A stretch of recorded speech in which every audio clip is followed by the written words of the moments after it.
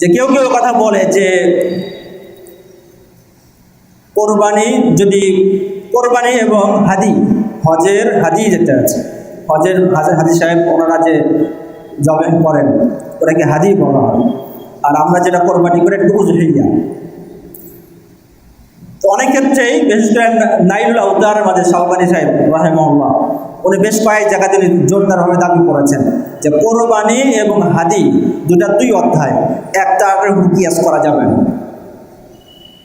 অর্থাৎ হাদির ক্ষেত্রে শরীকানা কোরবানি সাবেত হয়েছে বলেই স্বাভাবিক উজহিয়ার ক্ষেত্রেও শরীকানা কোরবানি সাবেত হবে, বিষয়টা এরকম না, বরং দুটার মধ্যে গেছে পার্থক্য আছে। এটা অনেক পরে এসে দাবি করা হয়েছে, অথচ একদম সাহাবা যুগ থেকে নিয়ে আইমায়ে কেরাম হাদি এবং উজহিয়া দুটাকে মানে কাছাকাছি হিসেবে দেখেছেন এবং একটাকে আরেকটার উপর কিয়াস করেছেন। হাদির জন্য যে সকল আহকাম আছে এর অনেক আহকামই কোরবানির জন্য ওনারা সাবেত করেছেন, প্রমাণ করেছেন, এবং কোরবানির অনেক আহকাম হাদির জন্য ওনারা সাবেত করেছেন, প্রমাণ করেছেন। অনেক ক্ষেত্রে এরকম হয়েছে, কিন্তু অনেক পরে এসে দাবি করা হয়েছে যে হাদি এবং উজহিয়া দুটার মধ্যে কি আছে, পার্থক্য আছে, ব্যবধান আছে। যেমন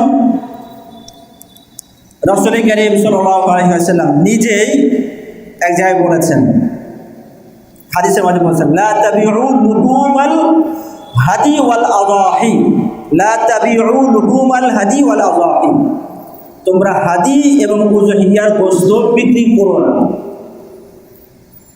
তাহলে হাদি এবং উজহিয়াকে দুটাকে একসাথে উল্লেখ করেছেন এবং দুটো বিষয়ের বিধান এক করে উল্লেখ করেছেন। এখান থেকেও বোঝা যায় যে হাদি এবং উজহিয়া দুটো কাছাকাছি এবং একটার বিধান আর একটার ক্ষেত্রে প্রযোজ্য হতে পারে এবং এর চাইতে আরও মানে গুরুত্বপূর্ণ বিষয় হলো যে হাদিসটা আছে, সাথে সাথে এই হাদিসটা আইমায়ে কেরাম এভাবেই গ্রহণ করেছেন, মানে হাদি এবং উজহিয়াকে ওনারা এক হিসেবে দেখেছেন, একটার হুকুম আর একটার ক্ষেত্রে ওনারা সাবেত করেছেন। ইবনে খুজাইমা রাহিমাহুল্লাহ উনি ওনার কিতাব আছে সহিহ কিতাব, তো এই কিতাবের মাঝে এক আলোচনা প্রসঙ্গে উনি কিছু হাদিস আছে, হাদিস উজহিয়ার অধ্যায়ে উল্লেখ করেছেন আর উজহিয়ার কিছু হাদির অধ্যায়ে উল্লেখ করেছেন, মানে এভাবে কম বেশি হয়েছে। তো এরপরে উনি ইবনে খুজাইমা রাহিমাহুল্লাহ উনি বলছেন যে হাদি এবং উজহিয়া দুটার বিধান দুই রকম না, দুটা একই, একটার ক্ষেত্রে আর একটা প্রযোজ্য হতে পারে। এই ক্ষেত্রে উলামায়ে কেরামের ইজমা হয়ে গেছে। ইবনে খুজাইমা রাহিমাহুল্লাহ ইবারত হলো যে লিআন্নাল উলামা লাম ইখতালিফু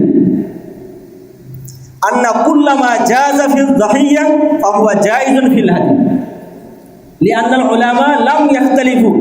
তাহলে ইবনে খুজাইমা রাহিমাহুল্লাহর আগ পর্যন্ত যত উলামা ছিলেন কারো ইখতিলাফ নাই ব্যাপারে যে যেটা হাদির জন্য ওটা উজহিয়ার জন্য, যেটা উজহিয়ার জন্য এটা হাদির জন্য, বিশেষ একদম যদি ইস্তেসনা না থাকে আর না হয় হুকুম সব স্বাভাবিক হয়ে যাবে।